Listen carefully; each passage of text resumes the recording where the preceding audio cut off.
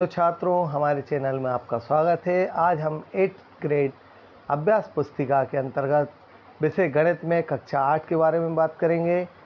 आज हम अध्याय 1 परिमेय संख्याओं के बारे में समझाएंगे, जिसमें हम प्राकृत संख्याएं, पूर्ण संख्याएं, पूर्णांक संख्याओं के द्वारा हम परिमेय संख्याओं को समझेंगे। प्राकृत संख्याएं जो 1 से प्रारंभ होकर अनंत तक होती हैं, प्राकृत संख्याएं कहलाती हैं। यदि हम इसमें शून्य को और मिला दें तो ये पूर्ण संख्याएं हो जाती हैं। पूर्णांक संख्याएं ऋणात्मक से लेकर धनात्मक तक, ऋण के अनंत से लेकर धन के अनंत तक की राशि को पूर्णांक संख्याएं बोलते हैं, और ये सभी संख्याएं परिमेय संख्याएं होती हैं। परिमेय संख्याएं P/Q के रूप में होती हैं, और जहाँ पर Q का मान कभी भी शून्य के बराबर नहीं होता। परिमेय संख्या धनात्मक भी होती है, ऋणात्मक भी होती हैं, और शून्य भी एक परिमेय संख्याएं हैं। परिमेय संख्याओं का मानक रूप। परिमेय संख्याओं का न्यूनतम या मानक रूप जो होता है कि उसमें सार गुणनखंड, सार मतलब अंश और हर का सार गुणनखंड यदि 1 होता है तो मानक रूप कहलाता है। जैसे कि 4/6 में हम 2 का भाग देंगे, 2 दूनी 4, 2 तीन 6। 2/3 इसके सार गुणनखंड देखिए, 2 का भी 1 है और 3 का भी 1 है। तो इसमें केवल 1 के अलावा किसी का भाग नहीं जा रहा है दोनों में, इसलिए ये इनका सार गुणनखंड 2/3 है, इसलिए ये मानक रूप कहलाता है। और आगे बढ़ते हैं हम परिमेय संख्याओं पर 4 प्रकार की संक्रियाएं लगाई जाती हैं। समान हर वाली परिमेय संख्याओं का जोड़ घटाना, असमान हर वाली संख्याओं का जोड़ घटाना, और उसके अलावा हम गुणा और भाग परिमेय संख्याओं का करने के बारे में चर्चा करते हैं। तो समान हर वाली परिमेय संख्याओं में हर हम एक बार लिख देते हैं और अंश वाली राशि को जोड़ देते हैं। 4 और 3 7, 7/5। इसी प्रकार घटाते हैं हम, तो हर समान है तो हर हमने एक बार लिख दिया, 4 में से 3 को घटाएंगे तो 1/5 इसका आंसर होगा। लेकिन जब असमान हर होते हैं तो असमान हर वाले में हम, जैसे हमें दिया है 1/2, 1/2 में यदि हमको 1/3 को जोड़ना है तो हमें सबसे पहले इनका हर समान करना पड़ेगा। उसके लिए हम क्या करेंगे, 1/2 में हम इसका हर कितना दिया हुआ है, 3 का ऊपर नीचे गुणा करेंगे हम। तो देखा हमने 3 एकम 3 और 3 दूनी 3 एकम 3 और 3 दूनी 6। इसी प्रकार 1/3 में हमने देखा, 1/3 में इसका हर 2 है तो 2 का ऊपर और नीचे गुणा करेंगे, तो 2 एकम 2 और 3 दूनी 6। इस प्रकार हम 2/6 और 3/6 को हम जोड़ेंगे। 2/6 और 3/6, अब दोनों का हर हमने देखा समान हो गया, इन दोनों का हर हमने देखा समान हो गया, तो 2/6 में हम कितना जोड़ेंगे, 3/6। तो असमान हर में सबसे पहले हम हर को समान करेंगे, तो इसका आ गया लघुत्तम 6। हर समान है तो अंश की राशि वैसे की वैसे जुड़ जाएगी, यही जोड़ने में करते हैं और यही घटाने में। 2 3 5/6। तो हम सबसे पहले इनका हर समान करेंगे। आगे बढ़ते हैं हम गुणा। तो जब हम इनका गुणा करते हैं परिमेय संख्याओं का, तो अंश का अंश में गुणा होता है और हर का हर में गुणा होता है। इसी प्रकार जब हम भाग की बात करेंगे तो हम जैसे भाग दिया 1/2 में, 1/2 में हमको भाग देना है 3/4 का। तो सबसे सरल तरीका है, भाग को हम काय में परिवर्तित कर लेंगे, गुणा में। तो गुणा में जब भी परिवर्तित होता है तो जो हर होता है वो अंश में चला जाता है, जो अंश होता है वो हर में चला जाएगा। तो अब अंश का अंश में गुणा हो गया, 4 एकम 4 और हर का हर में 2 3 6। इस प्रकार से हम भाग का सवाल भी हल कर सकते हैं। अब हम आगे बढ़ते हैं, तो इसी चैप्टर में हम पढ़ेंगे योज्य प्रतिलोम। तो योज्य प्रतिलोम के बारे में हम बताते हैं, योज्य तत्समक के बारे में हम बताते हैं कि जब भी किसी संख्या में शून्य को जोड़ा जाता है तो संख्या वही की वही रहती है, तो इसी को हम योज्य तत्समक बोलते हैं। तो योज्य तत्समक हमेशा शून्य होता है। इसी प्रकार यदि हम गुणन तत्समक की बात करें तो 1 का गुणा हम किसी भी संख्या में करते हैं तो वह संख्या वह की वही आती है। जैसे कि हम 5 में 1 का गुणा करेंगे, 5 एकम 5। तो गुणात्मक तत्समक 1 होता है और योज्य तत्समक हमेशा शून्य होता है। तो आइए अब हम प्रश्नों को पढ़कर इन प्रश्नों को हल करेंगे। सबसे पहले प्रश्न नंबर 1 है परिमेय संख्या 7/8 का योजतस्मक। तो हमने कहा है योजतस्मक हमेशा शून्य होता है, तो इसका सही उत्तर है सी, शून्य। प्रश्न नंबर 2, परिमेय संख्या 7/9 के लिए गुणात्मक तत्समक होता है। तो गुणात्मक तत्समक सभी संख्याओं के लिए 1 होता है, तो इसका सही उत्तर है ए, 1। तो हम ए पर निशान लगाएंगे इसमें। अब आते हैं प्रश्न नंबर 3, 2/3 की समतुल्य परिमेय संख्या क्या है। तो हमने देखा 2 दूनी 4 और 2 तिहन 6, तो 2/3 की समतुल्य हुई 4/6, तो इसका सही उत्तर है सी, 4/6। अब आते हैं हम प्रश्न नंबर 4 पर, जिनमें पूछा है निम्नलिखित में से कौन सी संख्या अपने मानक या न्यूनतम रूप में है। तो हमने देखा कि 20/30 में भी भाग जा रहा है, 10/4 में भी भाग जा रहा है, 6/3 में भी भाग जा रहा है, लेकिन 1/2 न्यूनतम या मानक रूप है, तो इसका सही उत्तर है सी, 1/2। अब आते हैं हम प्रश्न नंबर 5 पर। तो प्रश्न नंबर 5 कहता है -4/9 धन -4/9 का मान ज्ञात कीजिए। तो हमने देखा है दोनों का हर समान है, तो हर वाली राशि हम बेसी के बेसी लिख देंगे, अंश की राशि बेसी की बेसी। तो ऋण के 4 और ऋण के 4 मिलकर होगा ऋण के 8, और हर में ऋण के 4 और ऋण के 4 होगा ऋण के 8, और बटे हर की राशि 9 बेसी की बेसी। तो इसका सही उत्तर है सी, ऋण के 8/9। अब आते दिए गए प्रश्नों को हल कीजिए। तो आता है एक आयताकार भूमि की लंबाई 17/2 मीटर है और चौड़ाई 13/2 मीटर है।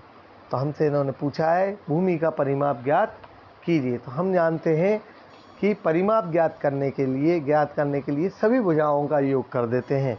हम सूत्र जानते हैं आयत का परिमाप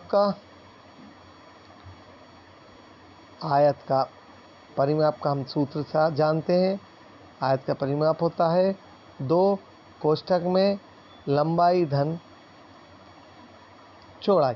हमारे पास 2 लंबाई हमें दी हुई है 17/2 मीटर और चौड़ाई दी है हमको 13/2 मीटर। तो हमने देखा कि हर दोनों के समान है, तो अंश की राशि बेसी की बेसी जोड़ दी जाएगी। 2 17 और 13 को हमने जोड़ा तो 30/2, 2 से 2 कैंसिल हो गए, तो इसका सही उत्तर है 30 मीटर। तो इस प्रकार से आयत का परिमाप आ जाएगा हमारा 30 मीटर। अब दिया है प्रश्न नंबर 7, एक 7/2 मीटर लंबाई वाले कपड़े में से 5/3 मीटर कपड़ा काटने पर कितना कपड़ा शेष बचेगा। तो हमने देखा कि 7 शेष कपड़ा बचेगा, 7/2 में से हम 5/3 को घटाएंगे। तो इसके लिए हम लघुत्तम लेते हैं।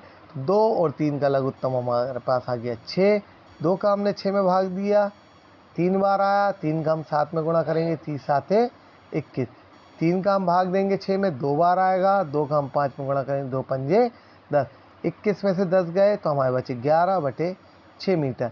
इसमें हम चाहें तो इनके हर को समान करके भी इसको हल कर सकते हैं। जैसे 7/2, तो 3 का अंश और हर में गुणा करेंगे तो यह आ जाएगा 21/6। इसी प्रकार हम इसका भी हर समान कर लेंगे 5/3, यहाँ पर हम 2 का ऊपर नीचे गुणा करेंगे तो ये आ गया 10/6। तो 21/6 में से 10/6 गए तो आंसर आएगा 11/6। तो इसका हम हर समान करके भी कर सकते हैं और लघुत्तम लेकर भी हल कर सकते हैं। अब आते हैं हम प्रश्न नंबर 8 पर। एक हवाई जहाज 1 घंटे में 1020 किलोमीटर की दूरी तय करता है, तो 25/6 घंटे में कितनी दूरी तय करेगा। तो 1 घंटे में तय की गई दूरी हमारे पास 1020 किलोमीटर है, तो 25/6 किलोमीटर में तय की गई दूरी, तो हम इसमें गुणा करेंगे। 6 से हमने भाग दिया, 6 कम 6, 4 बचे, 42 हो गए, 6 7 42 और 0 की 0, 170 का हमने 25 में गुणा किया तो 4250 किलोमीटर की दूरी तय करेगा। यदि एक 143/2 मीटर लंबे तार के बराबर लंबाई के 26 टुकड़े करना है हमें, मतलब 26 भाग करना है, तो हमें क्या करना पड़ेगा, 143/2 में 26 से भाग देना है। 26 से भाग दिया मतलब 1/26, हमने 2 से भाग दिया इसमें 143 में, 2 7 14, 2 एकम 2 और 2 पंजे 10, तो 71.5 में हमें भाग देना है 26 का। 26 से हमने भाग दिया तो इसका सही उत्तर आएगा 2.75 मीटर। तो प्रत्येक टुकड़ा 2.75 मीटर का होगा। प्रश्न नंबर 10, वितरकता के नियम से उपयोग करते हुए निम्नलिखित का मान ज्ञात कीजिए। तो हमने देखा 6/5 दोनों में उभयनिष्ठ है, हमने 6/5 को बाहर निकाल लिया। हमारे पास शेष राशि बची ऋण के 3/12 और धन के 5/12।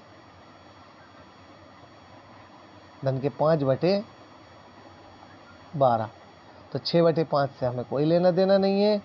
हमने देखा 5 हर समान है तो एक बार लिख देंगे हम। 5 में से 3 गए तो 2/12। 6 से हमने भाग दिया, 6 दूनी 12 और 2 से 2 गए तो इसका सही उत्तर है 1/5। और यदि हम अंश का अंश में और हर का हर में गुणा कर देंगे तो 6 तिया 18 ऋण के और 6 पंजे 30। हर में देखा 60 उभयनिष्ठ आ रहा है, लेकिन वितरकता के नियम की बात करेंगे तो हमने इसको अलग अलग हल करके देखा है। अगले प्रश्न पर आते हैं। प्रश्न नंबर 11, ऋण के 4/5 गुणित ऋण के 3 धन के 3/7 गुणित 15/16 गुणित ऋण के 14/9। तो सबसे पहले हम चिन्ह का गुणा करते हैं। तो ऋण और ऋण मिला के हमारे पास होगा धन, और जो राशि कैंसिल हो रही है हम उसको कैंसिल करेंगे। 4 चौको 16, 4 बार जाएगा भाग, 5 तिया 15।